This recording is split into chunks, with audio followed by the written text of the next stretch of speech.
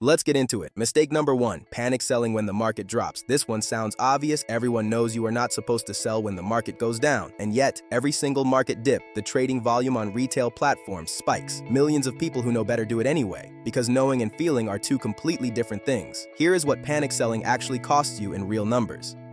A Morningstar study looked at mutual fund returns versus what investors in those same funds actually earned over a 10-year period. The funds averaged about 9% annually. The investors in those funds averaged about 6%. The difference, 3% per year, came entirely from people buying high and selling low. On a $100,000 portfolio over 20 years, that gap is the difference between $560,000 and $320,000. Same funds, different behavior. In 2026, with the kind of volatility we have seen, markets swinging from extreme fear to near greed in a matter of weeks, the urge to do something is constant. The answer is to build a plan before the volatility hits so you are not making decisions in the middle of it. Which brings me directly to mistake number 2. Mistake number 2, having no written investment plan. Most investors do not have one. They have intentions. They have a rough idea. They have some accounts set up, but they have never sat down and written out. What am I investing for? What is my timeline? What is my risk tolerance? And what will I do when the market drops 20%? Morningstar calls this an investment policy statement, a simple document you create once that answers those 4 questions. It sounds bureaucratic. It is actually one of the most powerful things you can do for your long-term returns. Because when the market drops 15% and your stomach is in knots, you are not making a decision.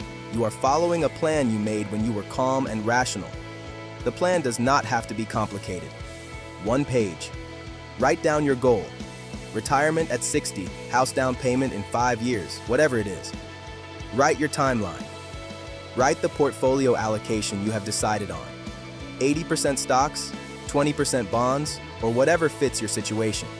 And write 1 sentence that says, if the market drops more than 20%, I will not sell. I will rebalance. Done. That document is worth more than any hot stock tip you will ever read. Mistake number 3, chasing what already went up. This is the one that catches almost everyone, including people who think they are disciplined. Here is how it plays out. A sector runs up. AKI stocks, crypto, whatever the current cycle is. The headlines are everywhere. Your friend made 40%. You start feeling like you are missing something, and you shift money into whatever has already gone up the most. The data on this is brutal. The average retail investor consistently underperforms the index because they buy into sectors at or near their peak and saying in-store sibor soy sawing cycrin bivor staniwe after cycle store sayu. Store churusing sudor stores gain and the gains have already happened and then hold through the correction. In 2026, with AI stocks having had a massive run, this is exactly the trap that Morningstar and multiple investment firms are flagging as the biggest behavioral risk for retail investors this year. Chasing returns is not just an emotional mistake, it is a structural one. By the time a trend is loud enough for the average retail investor to hear about it, the institutional money that drove the return is often already rotating out. The fix is boring, and it works. A diversified index fund strategy captures most of the market's return without requiring you to pick which sector wins next. If you want exposure to AI, buy the total market. It is heavily weighted toward tech already. You don't need to concentrate to get the upside. Mistake number 4, ignoring your tax-advantaged accounts. This one costs people more money than almost anything else on this list, and it is completely legal to fix. Here is the short version. Every dollar you invest in a standard brokerage account gets taxed when you sell. Every dollar you invest in a Roth IRA grows tax-free forever, and you pay 0 taxes when you withdraw it in retirement.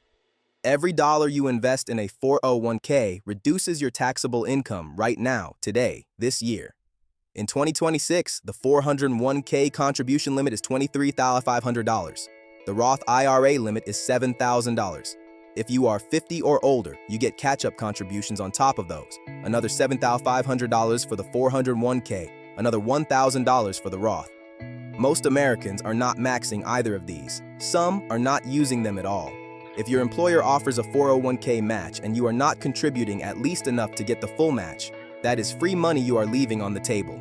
Every single pay period. The match is an instant 50 to 100% return on your contribution before the market does anything. There is nothing in investing that beats a 401k match. Nothing. If you do not have access to a 401k or you have maxed it and want more tax advantage space, a Roth IRA or a health savings account are your next moves. The HSA in particular is the most underutilized account in personal finance. Triple tax advantage, and you can invest the balance.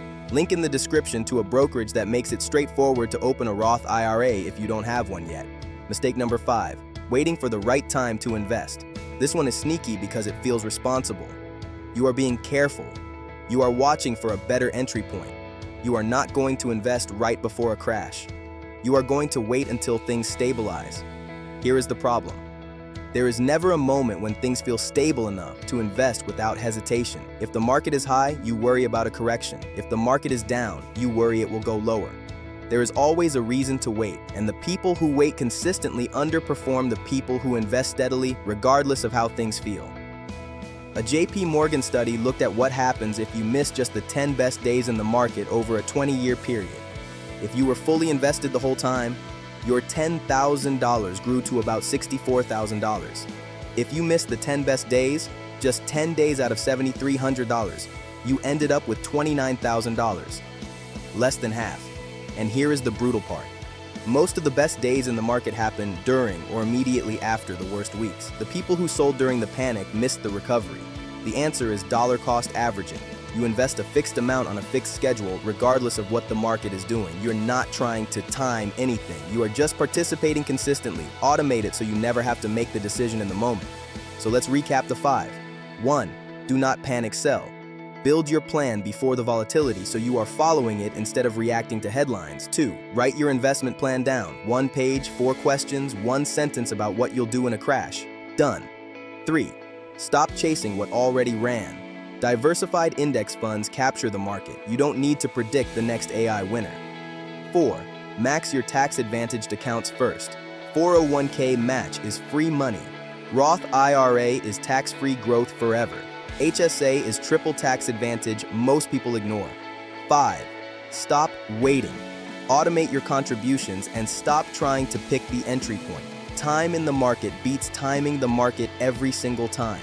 The market is going to keep being volatile. The headlines are going to keep being loud. The investors who build generational wealth are the ones who make decisions based on their plan, not based on how they feel on a Tuesday afternoon in April.